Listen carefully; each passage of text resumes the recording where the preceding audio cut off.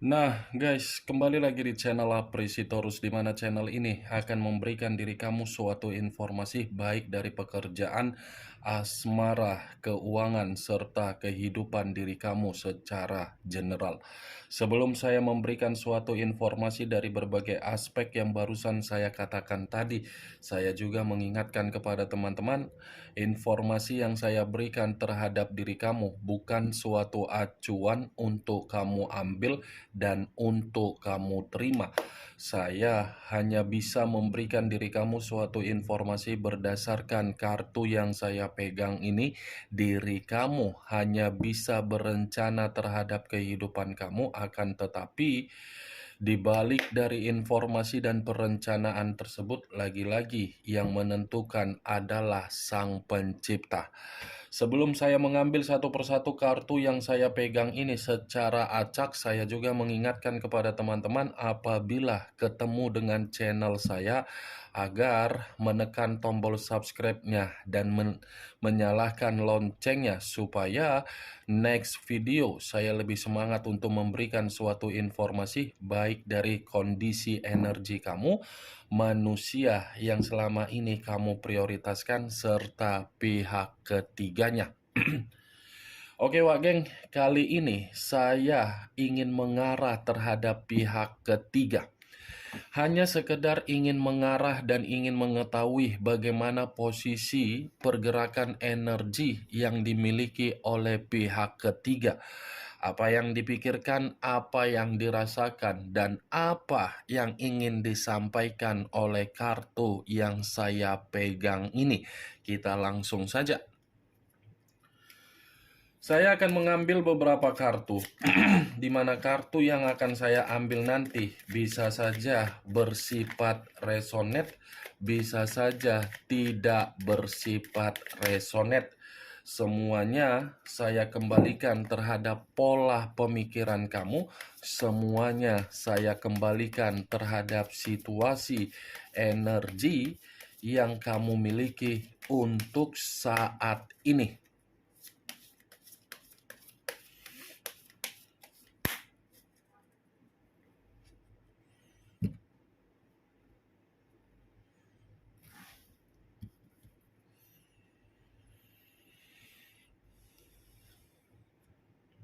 Muncul kartu ini. Sekali lagi saya mengatakan muncul kartu yang saya pegang ini, di mana kemunculan kartu yang saya pegang ini seperti memberikan suatu isyarat atau gambaran yang dimana gambaran tersebut berasal dari kondisi pemikiran. Kondisi pemikiran yang bisa saja saya mengategorikan sedang banyak beban. Bukan hanya beban, tetapi kondisi fisik pun seperti sedang merasa terganggu. Ya, ibaratnya kartu yang saya pegang ini kartu mencerminkan bahwasannya pihak ketiga benar-benar secara psikologis hancur total. Kehancuran ini karena memang pihak ketiga mempermainkan suatu bentuk kebohongan terhadap seseorang, di mana seseorang ini saya kategorikan sebagai manusia yang meninggalkan diri kamu. Kartu pertama yang saya pegang ini adalah kartu yang terdiri dari 10 tongkat. 10 tongkat dalam arti apa? Kondisi batin sedang menjerit. Banyak beban, banyak tanggung jawab, sedang runtuh, sedang hancur, sedang kacau, seperti orang yang mencoba untuk menyesali perbuatan dari merebut kebahagiaan orang lain. Muncul kartu Six of Wands, terdiri dari 6 tongkat. Kalau saya mencoba untuk menarik satu tongkat dari ke-6 tongkat yang barusan saya katakan tadi, satu tongkat yang saya tarik ini seperti mengatakan dan mencerminkan bahwasannya pihak ketiga ini seperti tidak memiliki suatu bentuk kebebasan. Kebebasan yang saya katakan ini karena memang pihak ketiga merasa perjalanan komitmen yang dijalankan saat ini, sepertinya komitmen itu tidak lagi memberikan suatu kepastian. Tidak ada suatu bentuk kemerdekaan yang saya rasakan di dalam komitmen tersebut, Wak Geng. Memang masih dijalankan, tetapi dijalankan komitmen itu bukan satu pemikiran, dua pemikiran. Ya ibaratnya kalau diberi, ya menerima. Kalau menerima, ya secara otomatis memberi. Muncul kartu Seven of Cups terdiri dari 7 cawan. Kalau saya mencoba untuk menarik satu cawan dari ketujuh cawan yang barusan saya katakan, satu cawan yang saya tarik ini pun seperti mengatakan bahwasannya komitmen itu hanya sekedar imajinasi yang tertuang untuk merasakan yang namanya kebahagiaan. Ibarat komitmen tersebut memang sudah tidak bersifat bahagia. Ini dia, Wak Geng. Padahal pihak ketiga ini selalu berusaha untuk memberikan suatu kondisi terhadap manusia yang meninggalkan diri kamu, di mana manusia itu seperti acuh tidak acuh. Muncul kartu King of Cups, raja atau ratu yang memegang satu cawan. Kalau saya mencoba untuk menarik kata cawan, cawan yang saya tarik ini lagi-lagi mencerminkan sepertinya ada suatu bentuk jalinan asmara baru di luar dari komitmen mereka berdua jalankan. Saya tidak bisa memastikan apakah jalinan asmara baru ini diawali dari manusia yang meninggalkan diri kamu di luar dari pihak ketiga dia, atau mungkin pihak ketiga menjalin asmara baru terhadap orang lain di luar dari manusia yang meninggalkan diri kamu. Karena bagi saya cukup kuat kartu King of Cups, ada asmara yang sedang membuat komitmen mereka berdua ini benar-benar sedang terbebani. Muncul kartu The Fool.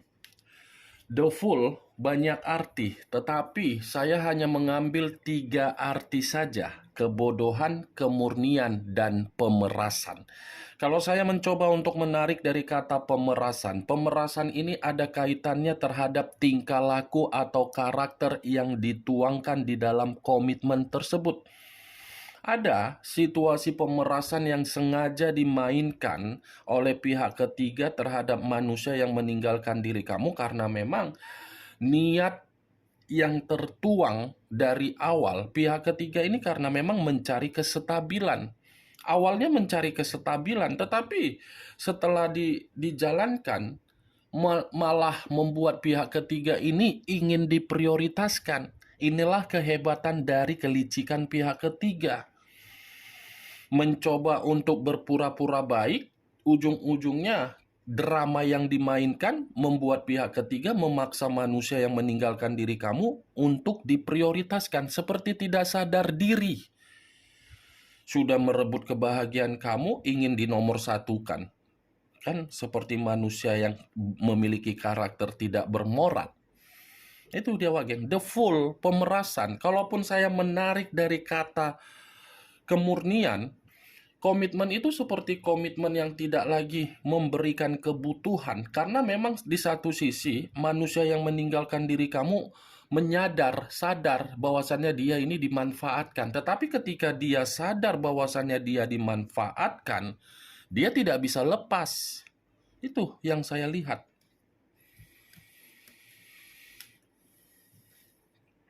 Muncul kartu Queen of Wands.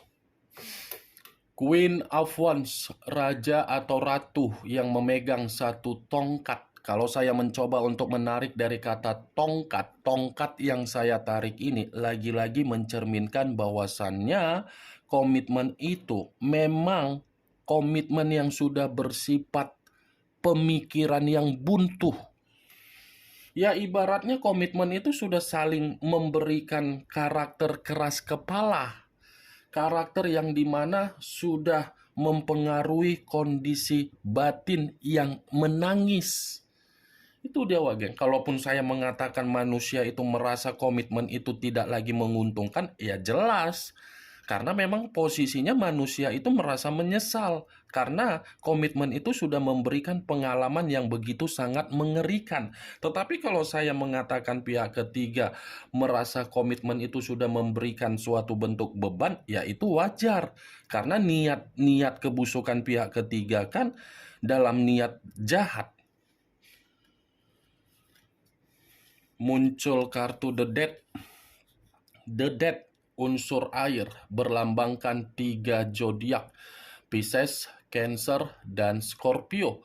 Kalau saya mencoba mengesampingkan ketiga zodiak yang barusan saya katakan tadi, keluarnya kartu The Death ini seperti mengatakan komitmen mereka berdua sudah bersifat pembusukan. Pembusukan dalam arti apa? Tidak ada perubahan yang bisa saya kategorikan bahwasannya komitmen itu saling memberikan kepekaan. Sebenarnya komitmen itu sudah bersifat mati. Sudah bersifat mati. Dan seharusnya komitmen itu ada yang ditinggalkan atau yang meninggalkan. Tetapi lagi-lagi, karena di satu sisi dikendalikan dengan unsur yang tidak wajar, makanya satu sisi ini sangat sulit untuk melepaskan. Kalaupun di satu sisi dikendalikan dengan unsur yang tidak wajar, pihak ketiga pun seperti merasa ada permainan. Ini bagi saya kedua belah pihak ini sama-sama busuk. Yang satu busuk secara nafsu, yang satu busuk secara perubahan derajat. Melakukan berbagai hal atau berbagai cara demi kehidupan yang mewah. Ini the death, wah geng. Cepat atau lambat, komitmen itu akan ada kondisi yang berbicara pergi dan meninggalkan. Tetapi situasinya dalam situasi pembusukan. Itu yang saya takutkan, manusia itu yang ditinggalkan. Ketika dia meninggalkan diri kamu demi pihak ketiga meninggalkan dia dan dia kebingungan. Itu yang saya takutkan. Karena penyesalan itu selalu datang terlambat. Kalau penyesalan itu datangnya di depan, mungkin manusia tersebut melakukan pendaftaran jam sostek. Itu dia, geng. Kemunculan kartu The Death sebagai kartu terakhir yang ingin saya sampaikan terhadap diri kamu dan sebagai kartu kesimpulan yang ingin saya sampaikan terhadap diri kamu. Bagaimana, geng, dari apa yang barusan saya katakan tadi? Apakah bisa masuk secara logika kamu atau tidak? Ya, kalau menurut diri kamu bisa masuk secara logika kamu, silakan angkat. Tetapi kalau menurut diri kamu tidak bisa masuk secara logika kamu, tidak usah kamu angkat. Anggap apa yang saya katakan tadi hanya sekedar gibahan yang tidak berfaedah, gibahan yang tidak berkualitas, gibahan yang tidak masuk akal. Setidaknya apa yang saya sampaikan tadi, kamu mengetahui apa yang saya katakan tadi. Ingat, saya tidak memberikan diri kamu suatu bentuk sugesti agar sugesti tersebut bermain di dalam kondisi pemikiran kamu. Semua kembali bagaimana kondisi pemikiran kamu untuk menyikapi apa yang saya katakan tadi. The Death, unsur air, lebih mendominasi terhadap unsur air, yang dimana unsur air ini penuh dengan kemanipulatifan. Pisces, Cancer, dan Scorpio. Kamu tinggal menentukan di mana unsur kamu, di mana unsur manusia tersebut, di mana zodiak kamu, di mana zodiak manusia tersebut. Yang positif ambil, yang negatif buang. Sekian dulu informasinya. Salam kartu tarot, salam zodiak.